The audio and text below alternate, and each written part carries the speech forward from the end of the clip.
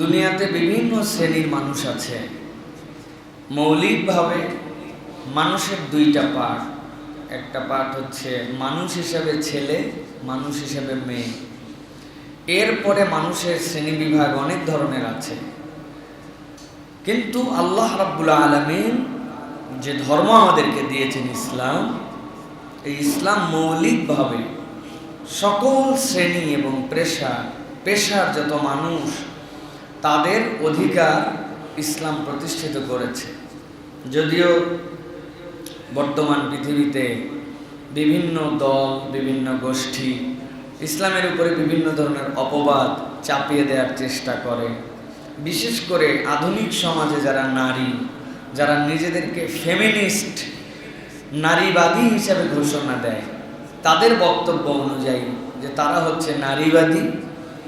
এই নারীবাদীতার কারণে তারা নিজেদের অধিকার প্রতিষ্ঠিত করতে চায়। কিন্তু ইসলাম সকল শ্রেণীর মধ্যে যে অধিকার প্রতিষ্ঠিত করেছে, এর মধ্যে নারীদের জন্য ইসলাম আলাদাভাবে ইন্ডিকেশন দিয়ে এমন অধিকার নারীদেরকে দেয়া হয়েছে ন্যায্যতার ভিত্তিতে, কিয়ামত পর্যন্ত কেউ যদি ইসলামের অধিকার বুঝে নেয়, তাহলে কোনো নারীকে তার অধিকার পাওয়ার জন্য আর কারো দ্বারস্থ হতে হবে না।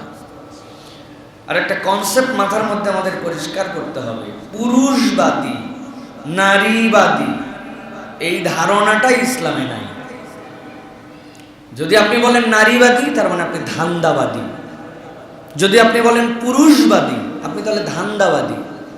কেননা ইসলাম মানুষ হিসেবে এদের সম্মান দিয়েছে, নারীর যতটুকু দিতে হবে ইসলাম ন্যায্যাধিকার দিয়েছে। ইসলাম কখনো সমান অধিকার দেয় না। সমান অধিকার মানে হচ্ছে জুলুম। সমান অধিকার মানে কি বলেন? সমান অধিকার মানে জুলুম। সমান অধিকার কেমনে সম্ভব? একটা নারীর শারীরিকভাবে তার যে অবয়ব, তার যে শারীরিক সৌষ্ঠব, তার যে ফিজিক্যাল স্ট্রেংথ, এটা সর্বক্ষেত্রে একজন পুরুষের সাথে যাবে না। তাহলে পুরুষের যে কাজ, একই কাজ নারীকে যদি আপনি দেন, তাহলে নারীর প্রতি জুলুম হবে। সুতরাং ইসলাম জুলুম করে নাই, ইসলাম সমান অধিকার দেয় নাই, ইসলাম দিয়েছে ন্যায্যাধিকার। কে দিয়েছে? একজন সমান অধিকারের লোক নারীবাদী, সমান অধিকার চায়। আইসিসিডিআরবিতে কলেরা হয়েছে, একজন নারীর বয়স 35 বছর, একজন পুরুষের বয়স 35 বছর, সমান অধিকার। দুইজনই পায়খানা করবে, দুইজনই এক বাথরুম ইউজ করবে, দুইজনই পাশাপাশি ওয়ার্ডে বেডে থাকবে। এটা কি ন্যায্যাধিকার? এটা জুলুম। একজন নারীর লজ্জাশীলতা, নারীর লজ্জার আইটেম পুরুষের থেকে আর আছে এর মধ্যে আলাদা। একজন প্রসূতি, মার সন্তান হবে, হাসপাতালে নিয়ে যাওয়া হয়েছে, আরেকজনের ঠ্যাং ভাঙ্গা রোগী। দুই রোগীকে আপনি যদি সমান অধিকার বলেন, সিট যেখানে আছে সেখানে আমাকে সিট দিতে হবে, আপনি কি লেবার ওয়ার্ড আর জেনারেল ওয়ার্ড, পুরুষের ওয়ার্ড এক করে দিতে পারবেন? না। ইসলাম বলছে না, ওই জায়গায় তাকে আলাদা সম্মান, আলাদা মর্যাদা, আলাদা তার কেয়ার, আলাদা তার জন্য ব্যবস্থা করে তাকে সম্মানিত জায়গায় রাখতে হবে। কেননা পুরুষের থেকে এটা তার জন্য বহু কষ্টের, বহু তার জন্য এটার মধ্যে ক্রিটিক্যাল পরিবেশ আছে। ইসলাম বলছে এই জায়গায় সমান অধিকার নয়, এই জায়গায় ন্যায্যাধিকার দিতে হবে। তো যেই বেকুবেরা সারাদিন বলে আমরা নারীবাদী, গান গায় না এরা, আমরা নারীবাদী, আমরা হচ্ছে অমুক চাই তমুক চাই, এরা হচ্ছে বোকার রাজ্যে বসবাস করতেছে। এই জন্য আমি বলি ইসলামে নারীবাদী, পুরুষবাদী, এই বাদী যারা বলে এরা হচ্ছে সুবিধাবাদী। ঠিক কি না? এই জন্য ইসলামের বিধান আপনাকে বুঝে নিতে হবে। ইসলাম নারীদেরকে যে সম্মান দিয়েছে, কিয়ামত পর্যন্ত আপনি ওই জায়গার থেকে যদি শুরু করতেন, তাহলে আপনি এত দূর পর্যন্ত কথাই বলতে পারতেন না। যেই সময় পৃথিবীর বাস্তবতায় একটা কন্যা শিশু হলে হত্যা করে ফেলা তাদের কাছে কোনো আইটেম ছিল না, আল্লাহ ওই সময় কোরআনে বলছেন ওয়াইদাল মাউউদাতু সুইলাত বিআইয়ি যামমিন কুতিলাত, যেই হও না কেন আমার কাছে যেদিন হাজির হতে হবে, জিজ্ঞাসা করা হবে কোন অপরাধে তুমি এই কন্যা সন্তানটাকে হত্যা করেছিলে, এ তো আল্লাহর সৃষ্টি ছিল, আগে উত্তর দাও, তারপরে জান্নাত বা জাহান্নামের রাস্তা ধরো। আল্লাহ চাইলে ডাইরেক্ট জাহান্নামে দিতে পারেন, কিন্তু আগে শুনবেন তুমি অপরাধটা কেন করছিলে, হাসরের ময়দানে সকলকে জানাও। এটা তার জন্য একটা পানিশমেন্ট। ইসলাম এই জায়গার থেকে অধিকার দিয়ে নারীদেরকে সম্মানিত করেছে।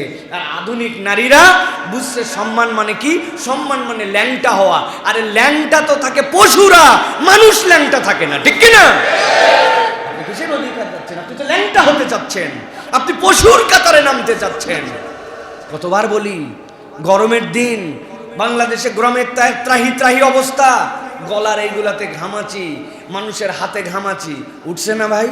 কিন্তু জিজ্ঞাসা, মুসলিম বাজারে যেই পাউডারের বিজ্ঞাপন দেওয়া হচ্ছে, ওই পাউডারের বিজ্ঞাপনে এইরকম বগল কাটা নারী খালি এরকম করে পাউডার মাখে আরাম পাচ্ছে, পুরুষ সারাদিন বাহিরে থাকে, পুরুষ সারাদিন কষ্ট করে, পুরুষের ছবি নাই কেন ওই জায়গায়, নারীর ছবি দেওয়া কেন? আসলে বিজ্ঞাপন পাউডারের নয়, ওই নারীকে অসম্মান করার। যেই নারী মনে করতেছে এর দ্বারা তার আগালো, ও জানে না দুনিয়ার সবচেয়ে পিছায় গেছে, ও পশুর কাতারে নেমে গেছে, ঠিক কিনা? ওকে ব্যবহার করতেছে, অথচ ও মনে করতেছে আমি তো বিরাট আগাইছি। ডক্টর জাকির নায়েক তার আলোচনায় বলেছিলেন, একটা BMW গাড়ি, একটা মার্সিডিজ বেঞ্জ গাড়ি, একটা বড় ল্যাম্বরগিনি গাড়ি, ওই গাড়িগুলা পৃথিবীর সবচেয়ে দামি দামি গাড়ি, ওই গাড়ির সামনে বিকিনি পরায়া, শর্ট ড্রেস পরায়া একটা মহিলাকে সামনে দিয়ে হাতের মধ্যে প্লেকার্ড ধরাই দিছে, লেটস ড্রাইভ হার। আসলে কি মহিলাকে চালাতে বলছে না গাড়ি? গাড়ি যে যার মাদ্দা বুঝে নিছে প্রিয় ভাইয়েরা। এই জন্য এই যে মহিলাদেরকে এইরকম পণ্য ভোগবাদিতায় রূপান্তর করা, এটার থেকে বেঁচে যদি পূর্ণ সম্মান কোনো নারী পেতে চায়, তাহলে ইসলামের ছায়ার নিচে আসতে হবে। নচেত আপনি বুঝবেন না, আপনি পণ্য হয়ে যাচ্ছেন, আপনি এমন লেভেলে যাচ্ছেন যেটাকে আপনি বলছেন আপ টু ডেট হওয়া, কিন্তু মানুষের কাছে ঘৃণার কাতারে চলে যাচ্ছেন।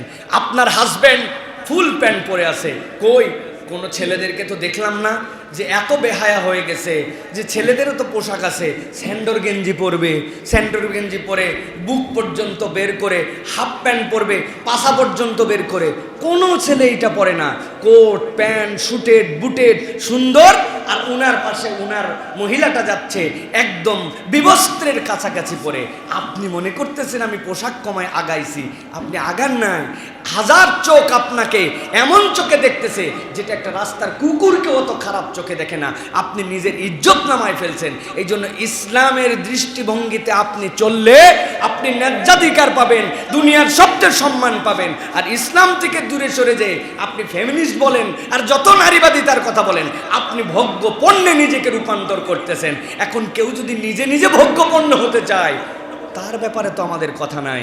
কিন্তু যারা নিজের আত্মসম্মান বোঝে, দুনিয়া আখেরাতে সে যে আল্লাহর কাছে কত সম্মানের, এটা যদি বোঝে, তাহলে ইসলামের দেওয়া অধিকার তার কাছে ভালো লাগবে, ঠিক কিনা? কারণ আপনি কোন চশমা পরছেন এটা আপনাকে জিজ্ঞাসা করতে হবে। আমি যে চশমা একটা পরছিলাম লাল, 2 টাকা দিয়ে কিনে, ওই যে বেলুনওয়ালার কাছ থেকে আসমানের দিকে তাকায় দেখছি আসমান লাল, বাড়িতে দেখছি আব্বা লাল, আম্মা লাল, ভাত লাল, তরকারি লাল। খানিকক্ষণ পরে মনে হয়েছে না, লাল চশমা ভাল লাগে না। এরপরে হলুদ একটা চশমা 2 টাকা দিয়ে কিনে পড়ছিলাম। এরপরে একটু আগে যেই আসমান ছিল লাল, ওইটা হয়েছে হলুদ, আব্বা হলুদ, আম্মা হলুদ, ভাত হলুদ, লবণ হলুদ, পানি হলুদ। আমি জিজ্ঞাসা করি, আমার বাপ লাল, আম্মা হলুদ, আসমান লাল, লবণ হলুদ, পানি লাল, আমার চোখ পরিবর্তন হয়ে গেছে, পানি পানির জায়গায় আছে, বাপমা বাপমায়ের কালারে আছে। অতএব যারা ইসলামকে ক্রিটিসাইজের চোখে দেখে মনে করতেছে তারা অনেক আগায় গেছে, নারীদেরকে ইসলাম সম্মান দেয় নাই, পুরুষদেরকে বেশি দিছে, আপনার চোখে সমস্যা, আপনার অন্তরে সমস্যা, আল্লাহর বিধানে কোনো সমস্যা নাই, ঠিক কিনা? আল্লাহ রাব্বুল আমিন আমাদেরকে বুঝার তৌফিক দান করেন। রিসেন্ট আমলে দেখতেছি আমরা গান গাচ্ছে মেয়েরা, আমরা নারীবাদী, আমরা নারীবাদী। তুমি হচ্ছে সুবিধাবাদী, আর তুমি হচ্ছে নিজেকে ভোগ্য পণ্যে রূপান্তরকারী। তুমি ইসলামের নারীবাদ এখনো বুঝে নাই। ইসলাম যে নারীবাদিতা দিয়েছে, ওর থেকে উন্নত, সম্মানিত, আধুনিক, আপডেটেড, মর্যাদাপূর্ণ বিধান কিয়ামত পর্যন্ত কেউ কায়েম করতে পারবে না। আপনি মা, আপনি কন্যা, আপনি স্ত্রী, আপনি শাশুড়ি, আপনি বৃদ্ধা, আপনি বিধবা, আপনি সধবা, সব জায়গাতে ইসলাম নারীর কথা বলে দিয়েছে। সুবহানাল্লাহ। এক সেকেন্ডের জন্য ইসলাম নারীকে তত্ত্বাবধায়কহীন রাখে নাই, কর্তৃত্ব দেয় নাই। আর রিজালু কাওয়ামুনা আলান নিসা, নারীর উপর পুরুষ কর্তৃত্বশীল নয়, তত্ত্বাবধায়ক। ছোট্ট কন্যা পালন করো, বাপরে বলছে এইটারে মানুষ করার দ্বারা তোমার জান্নাত। 3টা সন্তান, কেন একটা ছেলে হলেও জান্নাত পাবে নাই, আর কন্যার জন্য জান্নাত বলা হয়েছে। ওইটা বড় হয়েছে, বিয়ে হয়েছে, স্বামীর দায়িত্ব। মেয়ে ট্রিলিয়নিয়র, কিন্তু স্বামী যদি দিন মজুর হয় 1 টাকাও বইয়ের থেকে নিতে পারবে না। তুই খাওয়াবি, তুই পড়াবি, তুই দেখবি, তার অধিকার আদায় করে দিবি। মা হয়ে গেছে, আল্লাহ রাব্বুল আলামিন তো বলেই দিয়েছেন নবীর মাধ্যমে, উম্মুকা উম্মুকা উম্মুকা, তোমার মা। বিধবা হয়ে গেছে, যতদিন পর্যন্ত তার ওয়ারিসনামার মধ্যে যা আছে এইগুলা দেখবে। যদি তার আর চলার সামর্থ্য না থাকে, রাষ্ট্র বিধবার দায়িত্ব নেবে, তার বাকি জীবন পুরোটা দেখবে রাষ্ট্র। ইসলাম কোনো পুরুষের ব্যাপারে এটা বলে নাই। এর মানে পুরুষের অধিকার দেয় না এরকম নয়, বরং ন্যায্যাধিকারে একজন নারীর যা লাগবে তাই দেওয়া হয়েছে। আর আধুনিক বেকুবের দল এরা নতুন করে নারী জাগরণ করতেছে। আরে নারী জাগরণ মুহাম্মদুর রাসূলুল্লাহ করাই দিয়ে গেছেন, ঠিক কি না? হাজার হাজার সাহাবী তার সামনে নিজের গায়ের চাদর খুলে বিছিয়ে দিয়েছেন। সাহাবীরা বলে, ইয়া রাসূলুল্লাহ, যে পোশাক পরে আসছে, যে এরকম দেখতে, এই নারীটা কে ইয়া রাসূলুল্লাহ? নবীজি বলছেন, আমি আমার মায়ের দুধ পাই নাই, আমাকে নিয়ে গিয়েছিল বনু সাদে, হালিমাতু সাদিয়া, উনি আমার দুধ মা, আমি আমার চাদর তো দিয়েছি। এটা রাসূল বুঝাচ্ছেন। এর থেকে সম্মান বুরদা, তার গায়ের বুরদা খুলে বিছিয়ে দিয়েছেন। দুনিয়ার কোনো পুরুষের জন্য করেন নাই, রাসূল তার মায়ের ইজ্জত দিয়েছেন, তাও দুধ মা। সুবহানাল্লাহ। আপনি ইজ্জত খুঁজতেছেন, কিসের নারীবাদিতা দেখাচ্ছেন? এই জন্য বলবো, প্রিয় বোনেরা, প্রিয় মায়েরা, যারা আমাদের কথা শোনেন, এটা ধোঁকা, এই নারীবাদিতার ফাঁদ। এটা আপনাদেরকে লজ্জা বিবর্জিত করা, শর্ট কাপড় চুপড় পরা, বেহায়াপনা করা, বেপর্দা করানো, ইন্টেনশনালি এদের টার্গেট। এটা শয়তানের মেকানিজম, এদের খপ্পরে পড়বেন না। আপনি বলবেন, আমিও একজন নারী, তবে আমি ইসলামবাদী, আমি নারীবাদী না। ইসলাম আমাকে যে অধিকার দিয়েছে, এর উপরে আর কোনো অধিকার আমার লাগবে না, ঠিক কিনা? এটার নাম কি? সামি'না ওয়া আতা'না। এটার নাম কি? সামি'না ওয়া আতা'না, শুনলাম আর মানলাম। আল্লাহ এর মধ্যে আমাদেরকে কল্যাণ দান করবেন। প্রিয় ভাই, আল্লাহ রাব্বুল আলামিন নবীজি সাল্লাল্লাহু আলাইহি সাল্লামকে দিয়ে বলছেন, হে রাসূল, আপনি জানান, ওয়ালাকাদ কাররামনা বনি আদম, আমি আল্লাহ রাব্বুল আলামিন স্বয়ং বনি আদমকে সম্মানিত করেছি। এই বনি আদমের মধ্যে দুনিয়ার যত মানুষ হিসেবে যারা আছে, আল্লাহ সকল মানুষের মর্যাদা দিয়েছেন। কাররামনা বনি আদম, কাররামনা মিনাল মুমিনিন ওয়াল মুসলিমিন। আল্লাহ বলেন নাই, আল্লাহ বলছেন আদমের সন্তান হিসাবে যত মানুষ আছে দুনিয়ার বুকে, আমি আল্লাহ মানুষ হিসাবে সকল সৃষ্টির উপরে আমার মানুষকে আমি আল্লাহ রাব্বুল আলামিন সম্মান দান করেছি। আল্লাহ রাব্বুল আলামিন বলছেন, ওয়া হামালনাহুম ফিল বাররি ওয়াল বাহরি ওয়া রাযাকনাহুম মিনাত তাইয়্যিবাত। আল্লাহ বলছেন, কেবল সম্মানই দেই নাই, দুনিয়ার যত সাগর, দুনিয়ার যত পানি, দুনিয়ার যত মাটি, আমি রব্বুল আমিন সবগুলোর ভিতরে আমি এই বনি আদমের জন্য আমি আল্লাহর পক্ষ থেকে তাদের রিজিকের ব্যবস্থা করেছি। দুনিয়ার যা কিছু দেখো মানুষের জন্য আমি রব্বুল আমিন সম্মানিত করে দিলাম, এর ভিতরে তোমাদের জন্য রিজিক আছে। আল্লাহ রব্বুল আলামিন বলতেছেন, ওয়া ফাদ্দালনাহুম আলা কাসীরিম মিম্মান খালাকনা তাফদীলা। আর আমি আল্লাহ নিজে জানালাম সকল সৃষ্টি আমি করেছি, তবে অধিকাংশ সৃষ্টির উপরে আমি রব্বুল আলামিন এই মানুষকে মর্যাদাবান বানিয়েছি। সুবহানাল্লাহ। এই আয়াতে কারিমার দ্বারা দুনিয়ায় যত মানুষ আছে, যে ধর্মের হোক না কেন, আদমের সন্তান হিসাবে সকলের মর্যাদা আল্লাহ রাব্বুল আমিন সকল অধিকাংশ সৃষ্টির উপরে চাপায় দিয়েছেন, অধিকাংশ সৃষ্টির উপরে তাকে মর্যাদাশীল করে দিয়েছেন।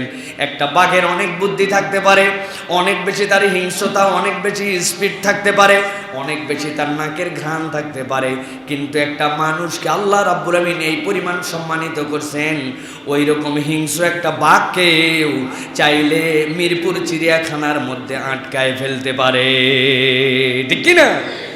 রব্বুল আমিন এই জন্য বলছেন, অধিকাংশ সৃষ্টির উপরে আমি তোমাকে মর্যাদাবান করেছি, আমি তোমার জন্য ইজ্জত দিয়েছি। এই আয়াতে কারিমা প্রমাণ করে দুনিয়াতে মানুষ হিসাবে সে যে ধর্মেরই হোক না কেন, রব্বুল আমিন মানুষের একটা মানবিক মর্যাদা দিয়েছেন। ইসলাম এই মর্যাদাকে দুনিয়ার বুকে প্রতিষ্ঠিত করেছে। নবীজি সাল্লাল্লাহু আলাইহি সাল্লাম বসে আছেন, রাসূল সাল্লাল্লাহু আলাইহি ওয়াসাল্লাম সাহাবায়ে কেরাম সহ রাসূলুল্লাহ সাল্লাল্লাহু আলাইহি ওয়াসাল্লামের সামনে দিয়ে খাটলির মধ্যে দিয়ে একটা লাশ চলে যায়। আল্লাহর নবী উঠে দাঁড়ায় গেছেন, সাহাবায়ে কেরাম বলেছেন, ইয়া রাসূলুল্লাহ, ইয়া হাবিবাল্লাহ, এর জানাজা তো হবে না, কেননা ও তো আমাদের ধর্মের না, ইহুদিদের। আল্লাহ নবী সাল্লাল্লাহু আলাইহি ওয়াসাল্লাম বলেছেন, ইহুদি হলেও তো এইটা হচ্ছে একটা মানুষ। আল্লাহ নবী মানবিকভাবে একটা মানুষকে যে সামাজিক মর্যাদা, ধর্মীয় স্বাধীনতা, সমাজের মধ্যে তার বসবাসের যে নিরাপত্তা দিয়েছেন, আল্লাহ নবীর আগে অন্য কোনো বিধিবিধানে এত দূর দেওয়া হয় না। সুবহানাল্লাহ। নবীজি হাদিসের মধ্যে বলেছেন, তুমি মুসলমানই হতে পারবে না ততক্ষণ পর্যন্ত তুমি মুসলমান না। কতক্ষণ পর্যন্ত? যতক্ষণ পর্যন্ত তোমার পড়োশী তোমার দ্বারা নিরাপদ নয়। আমার পড়োশী তো কেবল মুসলমান হবে না, আমার পড়োশী একজন অন্য ধর্মাবলম্বী হতে পারে, হিন্দু হতে পারে, খ্রিস্টান হতে পারে, বৌদ্ধ হতে পারে। এখন আমি যদি ভাবি এই বেটা আল্লাহ মানে না, আল্লাহর সাথে শিরিক করে, অতএব এর সাথে আমি যা ইচ্ছা তাই করতে পারি, এত সহজ নয়। আল্লাহ নবী বলছেন, তুমি ততক্ষণ পর্যন্ত আল্লাহর কাছে মুসলমান হিসেবে পরিগণিত হবে না যতক্ষণ পর্যন্ত তোমার পড়োশী তোমার দ্বারা নিরাপদ না হবে। ইসলাম এই জন্য মানুষ হিসাবে মানুষকে যে সামাজিক মর্যাদা দিয়েছে, ইসলাম ছাড়া এই মর্যাদা দেওয়ার ক্ষমতার কারণেই। আল্লাহ রাব্বুল আমিন কোরআনুল কারীমের মধ্যে বলছেন, ও দুনিয়ার মানুষ সাবধান হও, এমন একদিন আসবে যেই দিন তোমাদেরকে আল্লাহর সামনে উঠতে হবে। আল্লাহ রাব্বুল আমিন বলছেন, ইয়াউমা নাদউ কুল্লা উনাসিন বিইমামিহিম ফামান উতিয়া কিতাবাহু বিয়ামিনিহি ফাউলাইকা ইয়াকরাউনা কিতাবাহুম ওয়া লা ইউযলামুনা ফাতিলা। আমার রব্বুল আমিন বলছেন, এই দুনিয়ার মানুষ ভালো করে বোঝো, ইয়াউমা নাদউ কুল্লা উনাসিন বিইমামিহিম, এমন একদিন আসবে যেই দিন আমি রব্বুল আমিন মানুষদেরকে ডাক দিব তাদের ইমাম সহ। ইমামের ব্যাখ্যা কি? ইমাম মানে কি? আল্লাহ যে বললেন তাদের ইমাম সহ, নেতা সহ ডাক দিবেন, মুফাসসিররা তিনটা ব্যাখ্যা করেছেন। এক নম্বর, কিতাব দ্বারা আল্লাহ বুঝিয়েছেন, এর দ্বারা ইনজিলওয়ালা যারা ইনজিলের অনুসারী, বিশেষ করে রাসূলুল্লাহ সাল্লাল্লাহু আলাইহি ওয়াসাল্লামের আসার আগে যে ধর্ম ছিল, আল্লাহ তাদেরকে ডাক দিবেন ইনজিলওয়ালা বলে, কিতাবওয়ালা বলে। দুই নম্বরে, প্রত্যেক পয়গম্বর যারা তাদের নবীর অনুসারী যারা ছিলেন, যারা তাদের নবীর উম্মত ছিল, ওই নবীদেরকে সামনে ডাকা হবে আর পেছন দিক থেকে তাদেরকে ডাকা হবে, ও ইসহাকের অনুসারীরা ওঠো, ইসহাক তাদের জন্য পয়গম্বর, ও সুলাইমানের যারা উম্মত তারা ওঠো। তিন নম্বরে বলা হচ্ছে, আমল নামাকে আল্লাহ ইমাম হিসাবে বুঝিয়েছেন। আল্লাহ বুঝাতে চান, ইয়াউমা নাদউ কুল্লা উনাসিন বিইমামিহিম আই বিকিতাবি আমালিহিম, তাদের আমল নামা যেটা আছে আমল নামা সহ ডাকা হবে। ইমাম মানে এখানে আমল নামা। কোরআনের অন্য আয়াত আমাদেরকে সাক্ষ্য দিচ্ছে। আল্লাহ রাব্বুল আমিন সূরা ইয়াসিনের 12 নম্বর আয়াতের মধ্যে বলছেন, ইন্না নাহনু নুহয়িল মাউতা ওয়া নাকতুবু মা কদ্দামু ওয়া আসারহুম ওয়া কুল্লা শাইইন আহসাইনাহু ফি ইমামিন মুবিন। আল্লাহ রাব্বুল আমিন বলছেন, যেই দিন আমি রব্বুল আলামিন যাবতীয় মৃতগুলোকে আবার জীবিত করব। ওয়া নাকতুবু মা কদ্দামু, আর তারা অগ্রতে যা প্রেরণ করে আসছে সবগুলা তাদের সামনে উদ্ভাসিত হয়ে যাবে। ওয়া আসারহুম, তাদের যতগুলা দুনিয়ার বুকে কাজ আছে সবগুলা যারা অগ্রে প্রেরণ করে আসছে কিয়ামতের দিবসের জন্য আমলনামা সেই দিন আল্লাহ রাব্বুল আলামিন চালু করে দিবেন। ওয়া কুল্লা শাইইন আহসাইনাহু ফি ইমামিন মুবিন। আর আল্লাহ বলছেন ভেবো না তুমি যা করছো তার হিসাব আল্লাহর কাছে নাই, রব্বুল আমিনের কাছে তাদের আমলনামার প্রত্যেকটা বিষয় সংরক্ষিত আছে। এই ইমামের ব্যবহারকে এইখানকার উপরে মুফাসসিরিন কেরাম বলছেন ইয়াউমা নাদউ কুল্লা উনাসিন বিইমামিহিম, মানে তাদের আমলনামা সহ তাদেরকে ডাকা হবে। ফামান উতিয়া কিতাবাহু বিয়ামিনি, আল্লাহ বলছেন আর যার আমলনামা ডান হাতে আসবে আল্লাহ বলছেন ফাউলাইকা ইয়াকরাউনা কিতাবাহুম, সে সাথে সাথে তার কিতাব পড়তে শুরু করবে। ওয়ালা ইউজলামুনা ফাতিলা, একটা খেজুর খাওয়ার পরে খেজুরের যে দানাটা থাকে ওই দানার গোড়ার দিকে দেখবেন ছোট্ট একটু একটা ফুটা থাকে, একটা সুই বসানো যাবে কি যাবে না? প্রত্যেকটা খেজুরের দানার মধ্যে আছে, আঁটির মধ্যে আছে, ওইটার মধ্যে টান দিলে ছোট্ট একটু একটা সুতার মতো উঠে আসে। আল্লাহ রাব্বুল আমিন বলেছেন ফাতিলা ওয়ালা ইউজলামুনা ফাতিলা, ওই যে খেজুরের বিন্দু যেই জায়গায় এক ফোঁটাও পানি পড়বে না, একটা কলমের ড্রপ ওই জায়গায় বসা যাবে কি যাবে না? আল্লাহ বলছেন এই পরিমাণও কারো প্রতি ওই দিন জুলুম করা হবে না, হিসাব ওই দিন বরাবর করে বুঝায় দেওয়া হবে। রব্বুল আমিন বলছেন এই জন্য মানব হিসাবে মানবিক মর্যাদার দিক দিয়ে একজন মানুষের সাথে অপর মানুষের যে দায়িত্ব কখনো যেন অবহেলা করো না। আল্লাহর দেওয়া সম্মানিত এই মানুষের সাথেও কেউ যদি তার দায়িত্বে অবহেলা করে সে যে ধর্মের হোক না কেন আল্লাহর কাছে তার হিসাব দেওয়া লাগবে।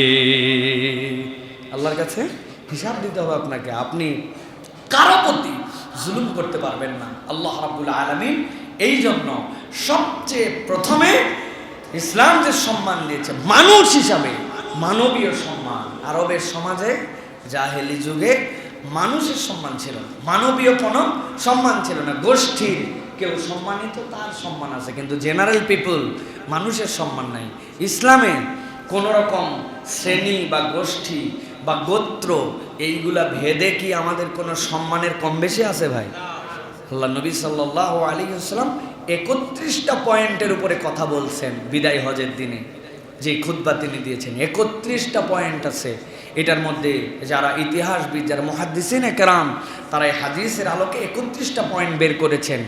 এর মধ্যে রাসূলুল্লাহ সাল্লাল্লাহু আলাইহি ওয়াসাল্লামের 4টা প্রাইম পয়েন্ট ছিল, যে 4টা প্রাইম পয়েন্টে রাসূলুল্লাহ সাল্লাল্লাহু আলাইহি ওয়াসাল্লাম কথা বলেছেন। তার মধ্যে একটা কথা বলেছেন যে আজকের দিবস থেকে আরবের উপর অনারব, সাদার উপর কালো, কালোর উপর সাদা, আজমের উপর আরব, সকল ভেদাভেদ তুলে দেওয়া হলো। মানবিক মর্যাদার ভ্রাতৃত্বে ইমানি ভ্রাতৃত্ব তোমাদের মধ্যে প্রতিষ্ঠিত করে দেওয়া হলো। কিন্তু আমরা দেখতে পাই ইসলামের উপরে যারা অপবাদ দেয়, ইসলাম নিয়ে যারা ক্রিটিসাইজ করে কথাবার্তা বলে, তাদের ধর্মের ভেদের কোনো শেষ নাই। কত ধরনের ভেদাভেদ তাদের ধর্মের, কত ধরনের কিছু যেগুলোর কোনো মানে আমাদের ধর্মের সাথে তার কোনো সম্পর্কে নেই। এই ইকুয়ালিটি, এই সমান যে আল্লাহ রাব্বুল আমিনের বিন্যাস, এটা কল্পনার মধ্যেই কেউ নিতে পারে না। এই যে সামনের কাতারে আমাদের ভাইয়েরা বসে আছেন, বলেন তো ভাই এখানে কোনো মানে স্ট্যাটাস অনুযায়ী ভেদাভেদ হয়েছে যে অমুক অমুক স্ট্যাটাসের লোক, তিনি আগে বসবেন, তিনি পরে বসবেন? একজন আমার কাছে একটা মাসালা জিজ্ঞাসা করছে, আমি ভাবতেছি যে এই মাসালার উত্তরটা আসলে কিভাবে দিব।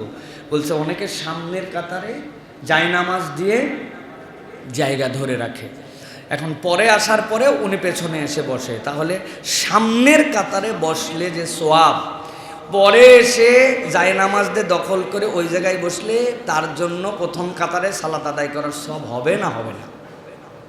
সাংঘাতিক জিজ্ঞাসা না ভাই, সাংঘাতিক জিজ্ঞাসা। আমাদের মসজিদে এই প্র্যাকটিস নাই আলহামদুলিল্লাহ। আপনি যেখানে আসবেন, যখন আসবেন, কেউ কারো কাঠ ডিঙায় আসবে, মসজিদুল জুমা কমপ্লেক্সে এই প্র্যাকটিসটা নাই। আমাদের মুসল্লিরা জেনে ফেলছেন যে এখানকার আদব আখলাক কীভাবে এখানে বসতে হয়, চলতে হয়, কারা কখন আসেন, কিভাবে বসেন। কিন্তু অনেক জায়গায় বাংলাদেশের মসজিদগুলায় এখন এই বাজে প্র্যাকটিস আছে যে উনি যখনই আসুক উনার জায়নামাজ পাতা আছে, উনি কাঠ ডিঙ্গায়া, ঘাট ডিঙ্গায়া চলে আসবে। আরও দুঃখজনক বিষয় ভাই, আসার সময় খালি আসে না, হাতে একটা জুতা আছে না, ওই জুতাটা নিয়ে আসে। ওই জুতা কারো কাঁধে লাগে, কারো সাইডে লাগে, অনেক সময় পানি না থাকলেও ধুলা থাকে, ওই ধুলা পড়তে পড়তে আসে। মুসল্লিরা ভিতরে ভিতরে গজগজ করে, কিন্তু বলার কারো হিম্মত নাই। কেননা উনি সমাজের সবচেয়ে বড় ঋণ খেলাপি, তাই না ভাই? উনি ফজরের নামাজে আসে না, কিন্তু উনি মসজিদের সভাপতি, দায়িত্বশীল কমিটির স্ট্যান্ডিং ক্যাশিয়ার। 5000 ইমাম সাহেব বলে না কেন, বলিষ্ঠ হয় না কেন, বলে লাভ নাই ভাই। বললে উনাকে ওই দায়িত্ব থেকে সরায়ে আরেকটা তার থেকে বড় চামচাকে ওই জায়গায় বসাবে, ঠিক কিনা? তাহলে ইমাম মসজিদের দোষ করছেন আপনারা, প্রিয় ভাইয়েরা। তো এইরকম বাংলাদেশের মসজিদে এরকম ব্যবস্থাপনা আছে কিনা ভাই? আরে যাই নামাজ তো যাই নামাজ, চেয়ার দিয়ে কাতার ধরে, চেয়ার আলাও পিছনে বসবে না, সে সামনে কোনা বরাবর বসবে, আগেও আসবে না, পরে আসবে। না, it is not a good practice. রাসূলুল্লাহ সাল্লাল্লাহু আলাইহি ওয়াসাল্লাম এটা বলেন নাই, প্রিয় ভাইয়েরা। নবীজি বলছেন কাঁধ ডিঙায় যেও না, অপর ভাইকে কষ্ট দিও না, সামনের জায়গা দখল, এটা কখনো ইসলামের প্র্যাকটিস হতে পারে না। আপনি আপনার মতো করে আসবেন, এসে বসবেন, আপনি আগে আসতে পেরেছেন আগে বসবেন, পিছে আসতে পেরেছেন পিছে বসবেন। কিন্তু আপনি কেন মানুষকে ঘুঁটা দিয়ে যান? কেন জুতার ঘুঁটা দিয়ে যান? কেন আপনি লোকের, আপনি একদিন পিছন দিক ঘুরে ঘুরে ঢুকেন। যারা এই প্র্যাকটিস করে তাদেরকে বলবো, একদিন পিছন দিক ঘুরে মুসল্লিদের মুখগুলা দেখেন। আপনি তো পাশা দিয়ে দিয়ে সামনের দিকে যান, পিছন দিকে আপনারে বদদোয়া দেয়। আপনি ঘুরে তাকালে দেখবেন যে মুসল্লিরা আপনারা কি বলে, ঠিক কি না? আমাদের ভাইদেরকে আল্লাহ বোঝার তৌফিক দান করেন। কেন এটা করেন? এটা আপনার ইজ্জত বাড়ে না। ইজ্জত বাড়াতে চান, একদিন আগে এসে বসে যান। 9:30টার সময় বসছেন আপনি সামনের কাতারে, কেউ কিছু বলবে? আপনি ডবল জায়নামাজে বসেন, বড় করে বসেন। আপনি উঠার পরে তারপরে ফাঁকে একজনে ঢুকাই নেন, কেউ কিচ্ছু বলবে না। কিন্তু আপত্তির জায়গাটা, দৃষ্টিকটুটা ওই জায়গাতে। আসলে চক্ষু লজ্জা চলে গেলে যার হায়া চলে যায়, তার সব চলে যায়। এটা হায়ার মামলা, ঠিক কিনা ভাই? হায়ার মামলা এটা। পিছনে 2000 লোক, আপনি তো হায়া বুঝতেছেন না। আপনার 2 চোখ, আর ওখানে 2000 লোকের 4000 চোখ আপনাকে দেখতেছে, আর আপনি পরে এসে ঠেলে ঠুলে সামনে আসতেছেন। এটা একটা নর্মাল ম্যানার। সুতরাং এখান থেকে আমাদেরকে বের হতে হবে। এই মসজিদের সামনে এই যে সিট দখল করে আপনি যদি, যেই মুসল্লি আগে আসছে, আমার জ্ঞাতসারে যেই মুসল্লি আগে আসছে, আগে আসার পরেও সামনের এই জায়নামাজের জায়গা ধরে রাখার কারণে পিছনে এসে বসতে বাধ্য হয়েছে, অথচ লোক নাই, আর উনি পরে আসছে, ইনশাল্লাহ দ্বিতীয় কাতারে বসেও উনি প্রথম কাতারে সওয়াব পাবে। জুলুমের শিকার উনি মাজলুম, ওনাকে বসতে দেওয়া হয় নাই। তবে মাঝে মাঝে আমাদেরকেও একটু লজ্জাশীলতার থেকে বাইপাস করতে হবে। সেটা কীরকম? সামনে যদি কোনো মসজিদে বিছানাও থাকে জায়নামাজ, টান টান করে যায়, গ্যাপ বন্ধ করে একেবারে জানুর সাথে জানু লাগায়, কাঁধের সাথে কাঁধে লাগায়, 10 বন্ধু মিলে টাইট হয়ে বসে পড়বেন একবারে। সরা সরা সামনের থেকে দেখি, আসে না এরকম? আমরা এরকম করি না জন্য ওনারা লাই পেয়ে যায়, ঠিক কিনা? একদিন বসেন না, টাইট করে বসবেন, মানে কোনো সরার গ্যাপ নাই, একবারে এইরকম করে বসবেন দিয়ে তারপরে যদি তাকায়, আপনিও তাকায় বলবেন সরা, তাইলে দেখবেন ঠিক হয়ে গেছে। আমাদের আল্লাহ রাব্বুল আলামিন আমাদেরকে বোঝার তৌফিক দান করুক। প্রিয় ভাই, কি জন্য বললাম এতগুলি কথা? আজকে একজন রাস্তার পাশের সুইপার ভাই অন্য ধর্মে ছিল, মুসলমান হয়ে গেছে, গোসল করে ওযু করে এসে সামনে শুক্কুর ভাইয়ের পাশে বসে, শুক্কুর ভাই বলছে, আরে মসজিদের বাথরুম সাফ করালো, কিসা পারবে? পারবে? এই মর্যাদা পৃথিবীর কেউ দেয় না ইসলাম ছাড়া। ইসলাম গ্রহণ করে ফেলছে, ইমানের ভাই হয়ে গেছে, তাকে কাঁধে হাত দিয়ে বুকে টেনে পাশে দাঁড় করাতে হবে। সুবহানাল্লাহ। এই যে তাসবিয়া, এই যে সমান, আল্লাহ রাব্বুল আলামিন যত জায়গায় কোরআনে বলছেন আকিমুস সালাহ, তারপরের আয়াত ও আতুজ যাকাত। খেয়াল করে দেখবেন কোরআনুল কারীমের 84টা জায়গায় নির্দেশের মধ্যে 33টা জায়গাতে আল্লাহ রাব্বুল আলামিন বলেছেন সালাত, এরপরে যাকাত। কেন ভাই? আপনি সিকুয়ালে দেখেন দেখি, নামাজ, রোজা, হজ, যাকাত কত পরে আমরা না? এটা মিস, এটা বাংলায় বানানো, আরবি না। নামাজ যাকাত, নামাজ যাকাত, এটা আমাদের বানানো। নামাজ, রোজা, হজ, যাকাত, জি না, নামাজ, যাকাত। নির্দেশনার দিক থেকে যদি কারো প্রতি ফরজ হয়ে যায়, যদি কারো প্রতি নিসাব বলা হয়ে যায়, এটার কথা আল্লাহ কেন বললেন? যেই সাম্যতা কাতারের মধ্যে তুমি বানাতে পেরেছো, ধনী গরিব, সাদা কালো, ছোট বড়, 10 তলা 20 তলা 1 তলা, শ্রমিক মালিক, যেটা কাতারে আনছো ওটা যদি সমাজে প্রতিষ্ঠিত করতে চাও তাহলে যাকাত লাগবে। যদি যাকাত ভিত্তিক অর্থনীতি হয়, মসজিদে যে সমতা আছে সমাজেও সেটা হয়ে যাবে। সুবহানাল্লাহ। কেউ না খাওয়া লোক থাকবে না, কেউ এরকম অন্ন বস্ত্র চিকিৎসাহীন থাকবে না, তার 10 তলা বাড়ি না থাকতে পারে কিন্তু মাথা গুঁজার একটা ঠাঁই থাকবে। ওই ব্যক্তিটা রাস্তার মধ্যে কখনো ফুটপাতে তার বাসা হবে না। এটা কিভাবে? সালাতের সাথে যাকাতের হুকুম যদি আমাদের সমাজে প্রতিষ্ঠিত হয়। মনে রাখবেন তবে একটা জিনিস, ইসলামী অর্থনীতির অন্যতম উচ্চ হচ্ছে যাকাত, কিন্তু একমাত্র নয়। আমরা অনেক মনে করি যাকাত ভিত্তিক অর্থনীতি হলে মুক্তি হবে না। যাকাত অন্যতম কিন্তু একমাত্র নয়। ইসলামের অর্থনীতি আরো বেজ আছে, আর অনেকগুলা ক্ষেত্র আছে, সেইগুলো সকলের সাথে সমন্বয় হতে হবে। তারপরে আল্লাহ রাব্বুল আলামিন আমাদের জন্য নিয়ামত দান করবে। এটা সুইয়া, এটা হচ্ছে সমতা আল্লাহ রাব্বুল আলামিন আমাদেরকে দান করেছেন। প্রিয় ভাইয়েরা, ইসলামে মানুষের যে মৌলিক 4টা অধিকার দেওয়া হয়েছে, সামাজিক অধিকার, অর্থনৈতিক অধিকার, রাজনৈতিক অধিকার, আদর্শিক বা ধর্মীয় অধিকার, এই 4টা অধিকারকে ইসলাম প্রতিষ্ঠিত করেছে। 1 নম্বরে সামাজিক, 2 নম্বরে অর্থনৈতিক, 3 নম্বর রাজনৈতিক, 4 নম্বর সামাজিক বা ধর্মীয় অধিকার। এই 4টা অধিকার প্রত্যেক পার্সনের জন্য ইসলাম সংরক্ষণ করেছে। এইখানে কেউ কোনো ধর্মের ভিত্তিতে, অন্য কোনো ভিত্তিতে এইখানে প্রায়োরিটি পাবে না।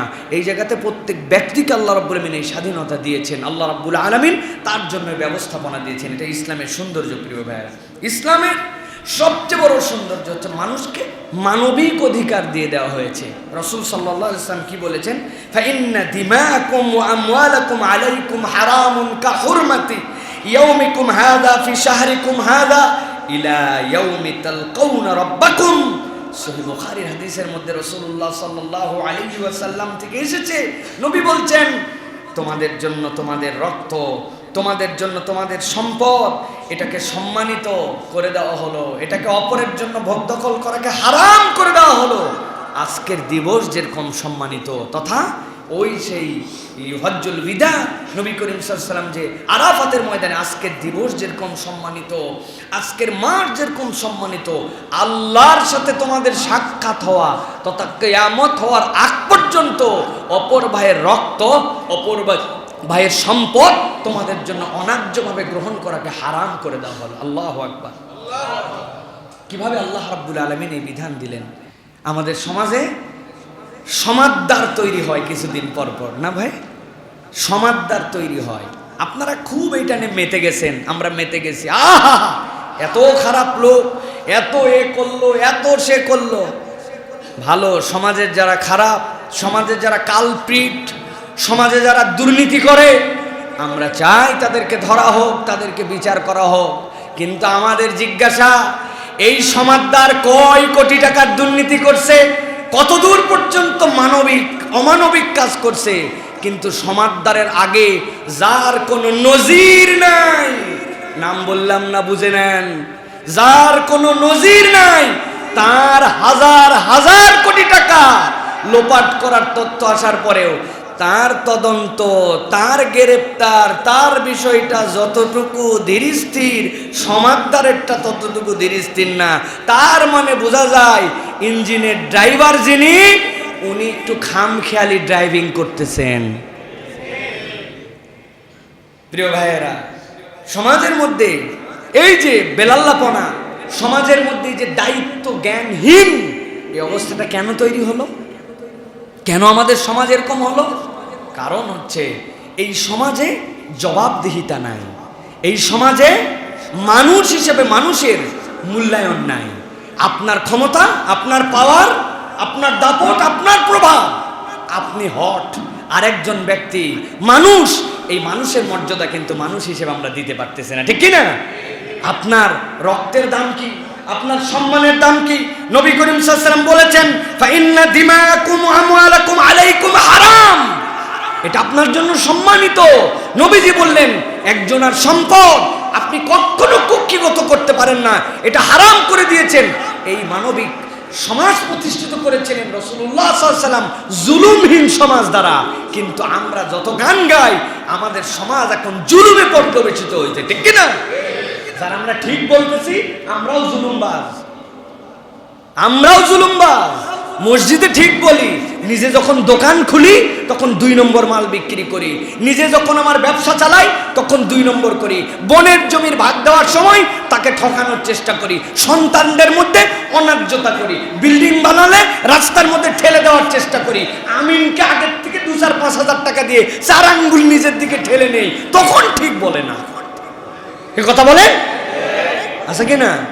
বাপ মাকে বলে আসছে পড়ালেখা করতেছি, মাদ্রাসায় ফাঁকি মারে, স্কুলে ফাঁকি মারে, পড়ালেখা ঠিক মতো করে না, তলেবে ইলম হিসাবে তার যে পরিমাণ জ্ঞান অর্জন করার কথা ছিল সেটা করে না। আর সবচেয়ে বড় জুলুম তো আমরা করি মাঝে মাঝে, যে পরিমাণ জ্ঞান অর্জন করি এর সাথে আমলের কোনো সম্পর্ক নাই, শুধু মানুষকে ওয়াজ করি, নিজের মধ্যে কোনো প্র্যাকটিস নাই।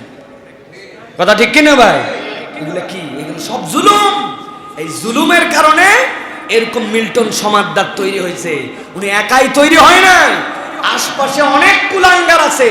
আজকে একজন ফেসে যায়, ওই একজনকে আটকালে বাকি আরো 10 জন বেঁচে যায়। আশপাশে খবর নিয়ে দেখেন, ঠিক কিনা? এছাড়া কেমনে সমাজ তৈরি হচ্ছে প্রিয় ভাইয়েরা? আমরা কারো ক্ষেত্রে বিচারে আগায়া, কারো ক্ষেত্রে বিচারে পছন্দ, অমুক আমার আপনজন, তার বিচার আমি কার্ভ করে করি। সৌদি আরবে মাঝে মাঝে বলে মজা করে, যদি প্রিন্সদের ফ্যামিলির কেউ একজন আরেকজনকে মাইরে ফেলে, সাথে সাথে তার জন্য ইনজেকশন দিয়ে পলিসি করানো হয় যে এই লোকটা পাগল, মেন্টালি ডিসঅর্ডার। এটা কেন করানো হয়? ইসলামের বিধান আছে, রুফিয়াল কলাম আনসালা আছেন, 3 ব্যক্তির উপর কলম উঠায় নেওয়া হয়েছে, এর মধ্যে একটা পাগলা, পাগলের কোনো বিচার নাই, সে কিছু করে ফেলছে। এখন সিস্টেম করে ওনাকে পাগল দেখালে অন্তত ফাঁসি হবে না। তা আমাদের সিস্টেমগুলো আমরা ওইরকম বানাই ফেলছি, কোন কৌশলে কারে বাঁচাতে হবে আর কারে ফাঁসাতে হবে। এটা কখনো সাম্যের সমাজ হতে পারে না। এই জুলুমের সমাজ দিয়ে কখনো সাম্য, শান্তি, সোনার বাংলা প্রতিষ্ঠিত করা যাবে না, ঠিক কিনা? অন্যায় করলে সকলকে অন্যায়কারী হিসেবে বিচার করতে হবে। কিন্তু এই প্র্যাকটিস কি আমাদের মধ্যে আছে প্রিয় ভাইয়েরা? এইগুলা কথা বললেই হুজুর খারাপ, হুজুরকে দলীয় হুজুর বানায় দিবে, সরকারের সমালোচক বানায় দিবে, সরকারের এন্টি বানায় দিবে, অমুক ইন্টেলিজেন্সের কাছে খুশ করে একটুখানি বার্তা ছড়াই দিয়ে দেখবে যে ইনার পিছে কেমনে লাগাই দেওয়া যায়। ভাই, আমরা কাউকে চেতানোর জন্য, খেপানোর জন্য, খোঁচানোর জন্য বলি না। এই মুসল্লি কয়টার মধ্যে যদি মানবিক বোধ তৈরি হয়, তাহলে একটা সমাজ পরিবর্তন হওয়া সম্ভব, ঠিক কিনা? এই জন্য আমরা এইগুলা কথা বলি প্রিয় ভাইরা। আল্লাহ আমাদেরকে বোঝার তৌফিক দান করেন। কতদিন এই সমাজটা এইভাবে কতদিন আর চলবে? কেন এই সমাজের আমাদের অবস্থা হয়ে যাচ্ছে? কেন আমাদের জন্য আমাদের ব্যাংকের টাকা অন্য জায়গায় কেন চলে যাবে? কারায় হাওয়ামি করে, কারায় বেহায়ামি করে, আপনি বোঝেন না? আপনি যদি বান্দার হক নষ্ট করেন, নবী করিম সাল্লাল্লাহু আলাইহি সাল্লাম বললেন তোমাদের জন্য এটা হারাম করে দেওয়া হলো। তুমি যদি বান্দার হক নষ্ট করে তুমি আল্লাহর জন্য যত ইবাদত করো, কবুল হবে আপনার? এইটা আপনি বলতেছেন আমি খানায় কাবার ইমামের পেছনে আমি বিরাট বড় ইবাদত বন্দিগিতে রত থাকবো। আরে খানায় কাবার ইমামের পিছনে কেন? কাবা ঘরের ভিতরেও যদি পুরা বছরের জন্য এতে কাপে ঢুকে যান আর আপনি যদি বান্দার হক নষ্ট করেন, তাহলে আল্লাহর কাছে ক্ষমা আছে, বান্দার হক ফিরানোর আগ পর্যন্ত আপনার কোনো ইবাদত বন্দিকে 1 পয়সা কাজ দিবে না, ঠিক কিনা? আপনি সব হাওয়া করে দিয়া আপনি মনে করবেন আমি বছরে একবার ইতিকাফ করলাম, বছরে একবার হজ করলাম, উমরা করলাম, সব এত সোজা নয়। আল্লাহ রাব্বুল আলামিনের কাছে যাওয়ার পরে এগুলার পুঙ্খানুপুঙ্খ হিসাব দিতে হবে। নবীজি একটা হাদিসে বলেছেন মুফলিস, মুফলিস কাকে বলে? রাসূলুল্লাহ সাল্লাল্লাহু আলাইহি ওয়াসাল্লাম তার বর্ণনা দিয়েছেন। এই যে অনেকেই বলে এত হজ এত উমরা করে, আমি বলি এটা করা ভালো। চোর, ডাকাত, বদমাইশ, লুচ্চা, বদমাইশ এরাও করে না? এদের কিছু কামাই রুজি যদি না থাকে, ওই দিন যাই দিবে কি? ওই দিন যাওয়ার পর তো হিসাব বরাবর হবে। একজনের জমি মেরে খাইছে না, একজনের টাকা মেরে খাইছে, আল্লাহ রাব্বুল আলামিন তো বলবে কি আছে দেখো, বরাবর করো, এখন ওর সওয়াব সব এখানে দেওয়া হবে। হয় না, এর গুনাহ সব দেওয়া হবে। ওর 2 পাল্লা গুনাহ আর এর 2 পাল্লায় যতটুকু হোক সওয়াব। দেখুন ওর চালানে যদি কিছুই না থাকে, সওয়াবটা বার করবে কেমন করে? এই জন্য এগুলো বদমাইশরা দেখবেন বেশি বেশি মাঝে মাঝে হজ উমরা উমুক তুমুক করে, এই করে যা সওয়াব হয় সব দিয়ে দেওয়া লাগবে। ভাই, বাঁচার উপায় থাকবে না। আল্লাহ আমাদেরকে বোঝার তৌফিক দান করেন। আল্লাহ আমাদের সমাজের কীট পতঙ্গ যেইগুলা, এইগুলাকে মানবরূপী কীট পতঙ্গদেরকে, যাদের কারণে অন্য মানুষেরা কষ্ট পায়, এদেরকে আল্লাহ রাব্বুল আলামিন বিচারের আওতায় এনে সঠিক বিচার করার মতো তৌফিক দান করেন। রাসূলুল্লাহ সাল্লাল্লাহু আলাইহি ওয়াসাল্লাম বলছেন সবচেয়ে বড় অপরাধ কি? সবচেয়ে বড় অপরাধ দুনিয়া, নবী করিম সাল্লাল্লাহু আলাইহি ওয়াসাল্লাম বলছেন আল কাবাইরু আল ইশরাকু বিল্লাহ, এক নম্বর আল্লাহর সাথে শিরিক করা, এর থেকে বড় অপরাধ নাই। এরপর রাসূলুল্লাহ সাল্লাল্লাহু আলাইহি ওয়াসাল্লাম ওয়াকফ করতেছেন ওয়াদিয়া, ওয়া উকুকুল ওয়ালিদাইনি ওয়া কতলুন নফস ওয়াল ইয়ামিনুল গামুস। নবীজি বলছেন 2 নম্বর পিতামাতার অবাধ্য হওয়া, 3 নম্বর মানুষকে অন্যায়ভাবে হত্যা করে ফেলা, 4 নম্বর মিথ্যা শপথ করা। তাহলে দুনিয়ার সবচেয়ে বড় অপরাধ 4টা। কয়টা?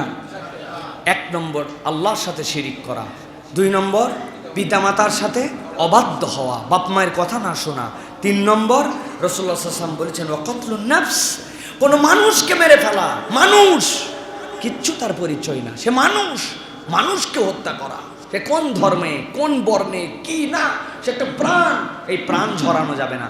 4 নম্বর মিথ্যা শপথ করা, মিথ্যা সাক্ষ্য, মিথ্যা শপথ করে আমি সাক্ষ্য দিয়ে দিলাম, খবরদার। নবী বলছেন আকবারুল কাবাইর, কবিরা তো কবিরা আছে, এটাই সবচেয়ে বড় কবিরা।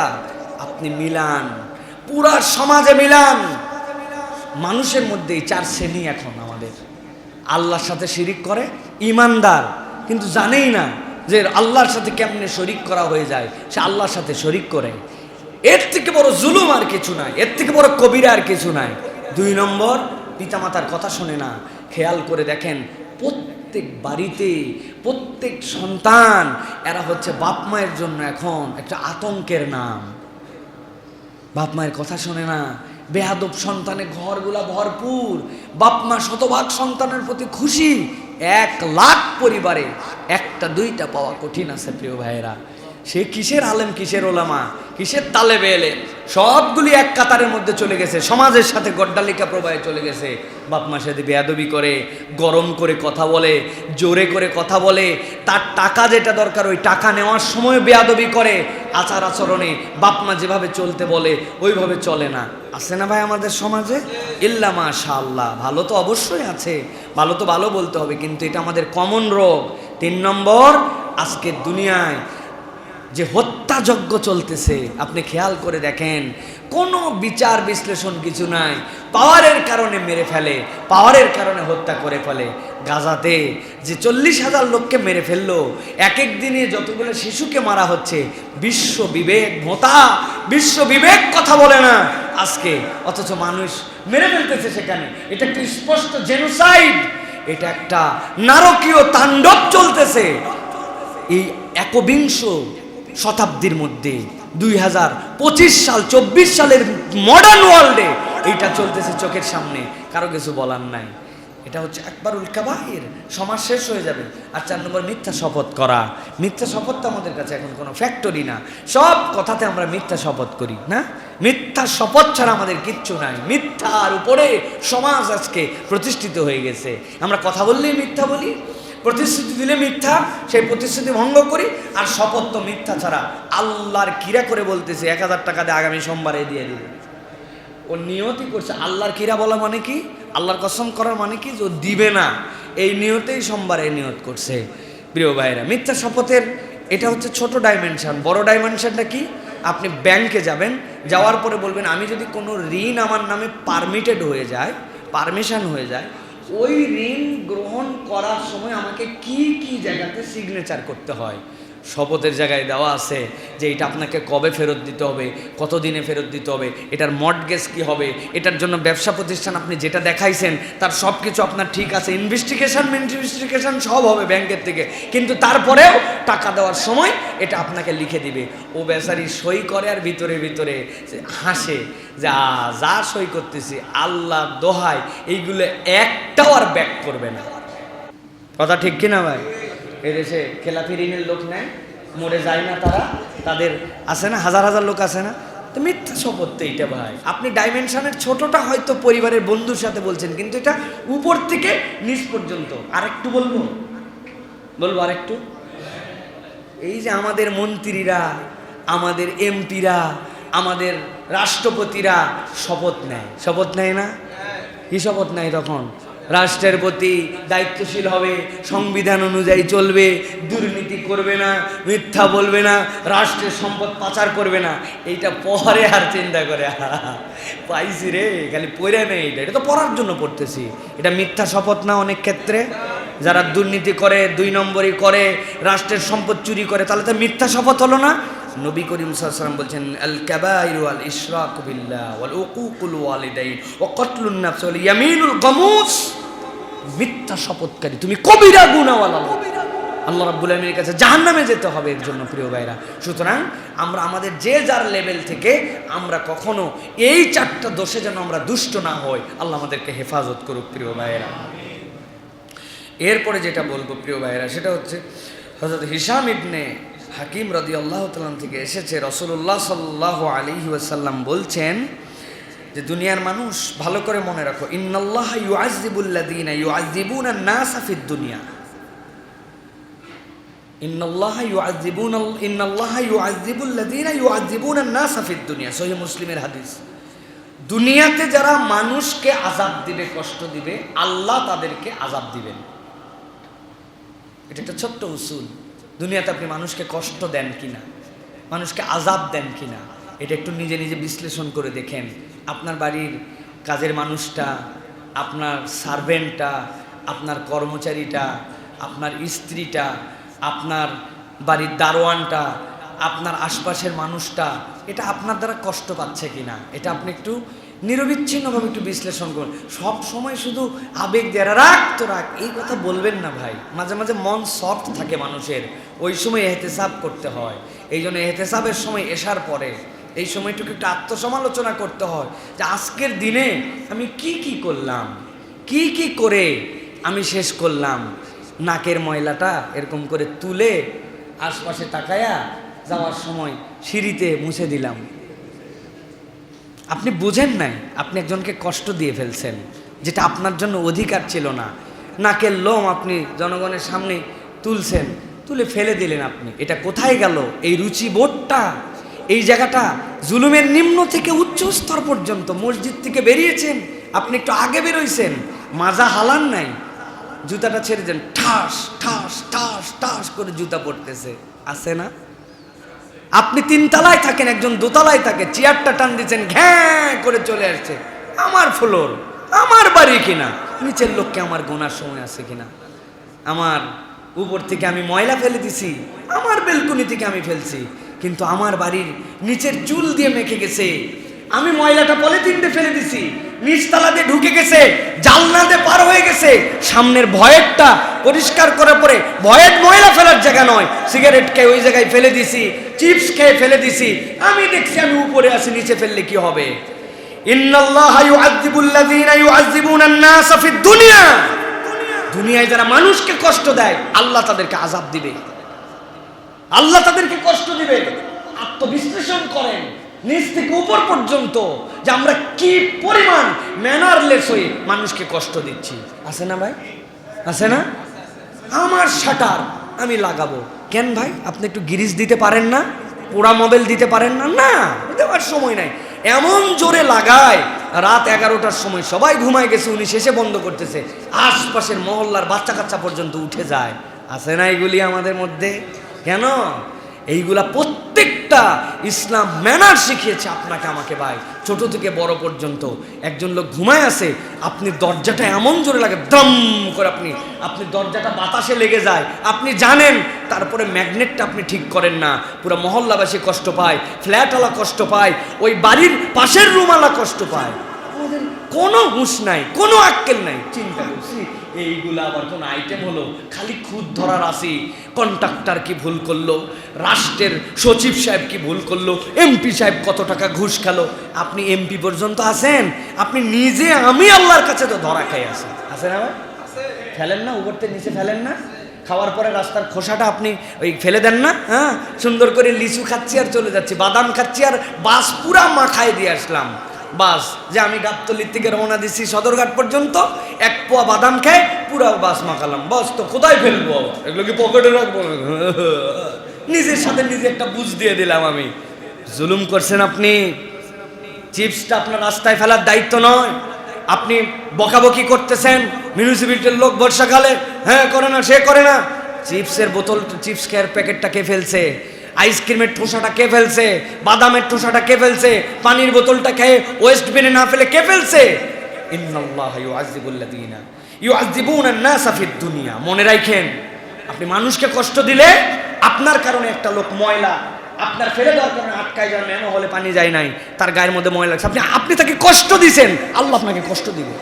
বিশ্লেষণ করে দেখেন, আজকে আমাদের পরিণতি, আজকে আমাদের যে কষ্ট, আজকে আমাদের যে ওয়েদারের অবস্থা, এগুলো আমরা নিজেরা ক্রিয়েট করছি। কে? নিজেরা ক্রিয়েট করি নাই ভাই, নিজেরা ক্রিয়েট করছি আমরা। একটা গাছ কেটে একটা গাছ লাগালাম না, অথচ নবী করিম সাল্লাল্লাহু আলাইহি ওয়াসাল্লাম রাস্তা দিয়ে হেঁটে যাচ্ছেন, একটা খেজুরের দানা পড়ে আছে, নবীজি হাতে তুলে বললেন, আরে এই লোকটা খেজুরের দানাটা এরকম করে ফেলে দিছে, এটা যদি এরকম করে না ফেলে একটু গেড়ে দিত, তাহলে তো খুশি উঠতো, উঠে একটা গাছ হয়ে যেত, ওই গাছ থেকে পশু পাখি জনগণ ছায়া যে পেত। সে যদি গাছের ফল চুরিও হতো, তারপরেও যে ওই দানাটা সোজা করে লাগায়, গাছ লাগাইছে, তার জন্য আল্লাহ আমলনামায় সওয়াবে ভরপুর করে দিতেন। দিস ইজ মুহাম্মাদুর রাসূলুল্লাহ সাল্লাল্লাহু আলাইহি সাল্লাম। বিফোর 1400 বছর আগে রাসূলুল্লাহ সাল্লাল্লাহু আলাইহি সাল্লাম বলে গেছেন, তোমার হাতে যদি একটা গাছ থাকে, আর দেখো কিয়ামত হয়ে যাচ্ছে কিন্তু সিংহায় ফুৎকার হয় নাই, গাছ লাগাও। কিয়ামত হবে কি হবে না পরে দেখেন, গাছ লাগাও, গাছ লাগাবার সওয়াবটা তুমি নিয়ে নাও। সুবহানাল্লাহি ওয়া বিহামদিহি। মরুভূমির রাসূল এই নির্দেশ দিয়ে গেছে, আর আপনি আমি গাছ কাটার তালে আছি, লাগানোর তালে নাই। সরকার লাগাবে, মুখ লাগাবে, আপনি লাগান না কেন 2টা গাছ? আপনি কেন 5টা গাছ লাগান না? নবী বলছে, ওখান থেকে যদি চুরি হয়, ওখান থেকে যদি কোনো পশু পাখি খায়, ওখান থেকে যে খাক, তোমার আমলনামায় তোমার সওয়াব পৌঁছায় যাবে। আমি তো সওয়াবের জন্য লাগাচ্ছি, আমার 100 টাকা ইনভেস্ট করলাম, আমার জন্য সওয়াব হবে, প্রকৃতির জন্য সওয়াব হবে। গাছ কি দেয় আপনার জন্য? এই গাছ দিচ্ছে অক্সিজেন। কোনো পশু পাখি কিচ্ছু খেলো না, আপনি একটা পাতাবাহার লাগাইছেন, ওইটার অক্সিজেনে যদি কোনো মানুষের উপকার হয়, আপনার নিয়তের কারণে ও না শ্বাস গ্রহণ করবে, আল্লাহ আপনার আমলনামায় সওয়াব লিখে দিবে। কিন্তু আমরা মানুষের প্রতি জুলুমের উপরে আছি প্রিয় ভাইরা, পদে পদে জুলুম। খেয়াল করে দেখেন, কথার কষ্ট, যেই কথাটা আস্তে করে বললে হয়, উনার প্রভাবের কারণে উনি দাপট দিয়ে ওই কথা বলে, বউয়ের সাথে এমনভাবে কথা বলে যেন উনি উনার কেনা গোলাম। কোনো সময় সুন্দর করে কথা বলে না, সব সময় খেউ খেউ করে কথা বলে। এই ডাইনিংয়ে খাবারটা দাও, খাবার দেওয়ার পরে তুললে না কেন এখনো? এই জুতাটা একটু মুছে দাও তো, এই জামাটা কোথায়? বাপরে, পিকআপ, খালি পিকআপ। উনি সবসময় 99 থাকে, ঠোকা দিলেই 100, ঠোকা দিলেই 100। জুলুম। আচ্ছা, ব্যবহার, জিহ্বা, সব কিছুর ব্যবহার জানতে হবে। আমার কথা নয় ভাই, এটা হচ্ছে আল্লাহ রাব্বুল আলামিন আপনাকে আমাকে শিক্ষা দিচ্ছেন। আল্লাহ বলছেন, তুমি কষ্ট দিলে আল্লাহ হিসাব বরাবর করবেন। অতএব আল্লাহ আমাদেরকে বোঝার তৌফিক দান করেন। কোন মানুষের সাথে আমরা কষ্ট দিব না ইনশাআল্লাহ। প্রিয় ভাইয়েরা, সর্বশেষ অনেক কথা আছে, কিন্তু আমি একটা হাদিসের দিকে আপনাদের দৃষ্টি আকর্ষণ করে আজকের কথা শেষ করব। প্রিয় ভাইয়েরা, কিয়ামতের দিনে আল্লাহ রাব্বুল আলামিন নিজে বিচারক, মালিকি ইয়াউমিদ্দিন। আল্লাহ রাব্বুল আলামিন নিজে বিচারক, কিন্তু এই বিচারক রব নিজেই 3 জনের বিরুদ্ধে বাদী হবেন। আপনি সিম্পলি একটু চিন্তা করেন, আহকামুল হাকিমিন, যিনি বিচারক, যার কাছে সুপারিশ করার মতো কারো ক্ষমতা থাকবে না, তিনি অন্যায্য কোনো বিচার করবেন, আদেল, সেই আল্লাহ বলতেছেন, আমি জজ, আমি নিজেই বিরোধী পক্ষ হয়ে দাঁড়াবো। কাদের ব্যাপারে? আল্লাহ নবী বলছেন, قال الله ثلاثة أنا خصمهم يوم القيامة رجل أعتى بي ثم غدر ورجل باع حرا। 1 নম্বর লোক যে আল্লাহর নামে শপথ করে, ওই শপথটা ভেঙে ফেলে, আল্লাহ বলছেন আমি তার পিছনে দাঁড়াবো। এত বড় সাহস, আমি বিচার নিয়ে দাঁড়ালাম, আল্লাহর নামে শপথ করে শপথ ভাঙ্গ তুমি, আল্লাহ নিজে তার বিপক্ষে বাদী হবেন। হিসাব বরাবর করো, আসো, আল্লাহ বিচারক, আল্লাহ বলবেন আমি বাদী, টিকবে, ধ্বংস হয়ে যাবে, ধ্বংস হয়ে যাবে। 2 নম্বরে রাসূলুল্লাহ সাল্লাল্লাহু আলাইহি ওয়াসাল্লাম বলছেন, ওয়ারাজুলুন বাহুররান, কোন স্বাধীন ব্যক্তিকে কেউ বিক্রি করে দিছে, মানে সে স্বাধীন, কিন্তু তাকে এমন ফান্দে ফেলে তাকে গোলাম বানায় দিছে। আধুনিক প্রক্রিয়ায় কি, আপনি একটা এজেন্সি খুলছেন, যে এজেন্সিতে আপনি বিদেশে মানুষ পাঠান, আপনি আদম ব্যবসা করেন, এই অফার সেই অফার, যাওয়ার পরে এই চাকরি অমুক তমুক, কিচ্ছু নাই। লোকটাতে টাকা পয়সা নিয়ে কোনো রকম একটা ভিসা ম্যানেজ করে পার করে দিয়েছেন। ওই পারে যাওয়ার পরে না খাইতে পারে না পড়তে পারে, ভিলার মধ্যে ঢুকায় রেখে দিছে। রিয়াদে আমি নিজে যেয়ে দেখছি, শত শত লোক আছে, 50 জন লোক 10 কেজি 12 কেজি চাল 12 কেজি আলু দিছে, 5 দিন নাকি খাওয়া লাগবে। লোকগুলা পাগলের মতো হয়ে গেছে। আল্লাহ দুনিয়ার সব মানুষ কম বেশি আমাদেরকে চিনে, আর প্রবাসে 100-তে 100 জন মানুষ চিনে আমাদেরকে। বিশ্বাস করেন, দুবাই, বাহরাইন, কাতার, কুয়েত, সৌদি আরব, মিডল ইস্টের দেশ, একজনও মিস করে না, দেখা মাত্র চিনতে পারে আমাদেরকে। কারণ ওদের অবসর সময়টুকুই আমাদের ওয়াজ নসিহত এইগুলো নিয়ে চলে। দেশের লোক আমাদেরকে 50% এখনো চেনে না, অনেক লোক চেনে না, কিন্তু ওরা চেনে। ওই লোকদের কাছে গেছি, চেনেই না। 50 জনের মধ্যে 49 জনই আমাদেরকে চেনে না। চিনলেও সময় দেওয়ার মতো সময় নাই, ম্যাডের মতো হয়ে গেছে, পাগলের মতো হয়ে গেছে। এই স্বাধীন মানুষগুলাকে আপনি 2 নম্বরে টোপ দেখায় ইউরোপে পাঠাবেন, আমেরিকায় পাঠাবেন, ইটালিতে পাঠাবেন, সৌদিতে পাঠাবেন। এই মানুষগুলাকে আপনি যদি এই কয়েদ করে এই মানুষগুলার টাকা খেয়ে এরকম করে তাদেরকে পরাধীন বানায় দেন, এই হুকুমের মধ্যে আপনি আসবেন, আল্লাহর দরবারে আপনাকে দাঁড়ায়া আল্লাহবাদী আপনাকে এই কেসে লড়ে তারপরে আপনার ফয়সালা হবে। সাবধান হয়ে যান প্রিয় ভাইয়েরা, সাবধান হয়ে যান যারা এই কাজ করেন। 3 নম্বরে রাসূলুল্লাহ সাল্লাল্লাহু আলাইহি ওয়াসাল্লাম বলছেন, এরপরে ওয়ারাজুলুন ইস্তাজারা আজিরান ফাস্তাওফা মিনহু সুম্মা লাম ইউতি আজরাহ। একটা লোক একটা শ্রমিককে কাজে লাগাইছে, কাজ 100% আদায় করে নিয়ে এরপরে টাকা দিতে গরিমসি করে, টাকা দেয় না, বেতন দেয় না, 1 মাসের টা অন্য মাসে দেয়। কাজ হুসুল, কাজে লাগাইছে, নিয়োগ দিছে সব, কিন্তু টাকা পয়সা দেয় না, অপেক্ষা করায়, 1 মাসের টা আরেক মাসে দেয়, কষ্টের পরে কষ্ট দেয়। আল্লাহর নবী বলছেন রেডি হও, মরবে না, মরার পরে যাওয়ার পরে আল্লাহবাদী কেসের মধ্যে দাঁড়াতে হবে। আল্লাহ বলবেন আমি জজ, আমি বাদী, কেন এরকম করছিলি বল। প্রিয় ভাইয়েরা, এই যে আমাদের যারা বিভিন্ন ফ্যাক্টরি, বিভিন্ন গার্মেন্টস, বিভিন্ন প্রতিষ্ঠান, বিভিন্ন জায়গায় ছলচাতুরি করে, আছে না ভাই এরকম মানুষেরা? আহা, মানুষকে কষ্ট দেয়, ওরই 3 মাসের বেতন রেখে দেয়, রেখে দিয়ে ওরে আটকায় রাখে, রেখে ওর টাকাতেই ওকে ভাসে, তারপরে ঠিকঠাক মতো বেতন দিতে চায় না, ফাঁকি দেয়, কিছু দিছে দিয়ে ঘুরাতে এক পর্যায়ে দেয় না। কন্ট্রাক্টররা তাদের লোক নিয়োগ দেয়, দিয়ে এই যে হাউস ডেভেলপাররা তাদের কাজ করায়, টাকার খবর নাই। গত বছর জুন মাসের টাকা এই বছর দিছে, দিয়ে আটকায় রাখছো, যাইতেও পারে না, ছাড়তেও পারে না। লাখ লাখ লোক এরকম বিপদে আছে। আল্লাহ বলছেন বিপদে ফেলাইছো আর মনে করতেছে এই অবস্থায় আল্লাহ রাব্বুল আলামিন হিসাবের দিনে নিজে বাদী হবেন। অতএব এই 3 শ্রেণীর মধ্যে যেন কখনো আমার নাম না আসে। ভাই ভালো করে মনে রাখেন প্রিয় ভাইয়েরা, এইটা আল্লাহর নামের শপথ, ভণ্ডামি শপথ, আল্লাহর নামে মিথ্যা শপথ, এটা করা যাবে না। 2 নম্বর, কোনো স্বাধীন মানুষকে এরকম বেকায়দায় ফেলে পরাধীন করে দেওয়া যাবে না, কয়েদ করে দেওয়া যাবে না। 3 নম্বর, কখনো কোনো পারিশ্রমিক নিয়ে কাজে লাগায়া ওই লোকের পারিশ্রমিকে কখনো ফাঁকি দেওয়া যাবে না। আল্লাহ আমাদেরকে বোঝার তৌফিক দান করুক, বলেন আল্লাহুম্মা আমিন। আল্লাহ রাব্বুল আলামিন আমাদেরকে আল্লাহ রাব্বুল আলামিনের খাঁটি বান্দা হওয়ার তৌফিক দান করুক, বলেন আল্লাহুম্মা আমিন। প্রিয় ভাইয়েরা,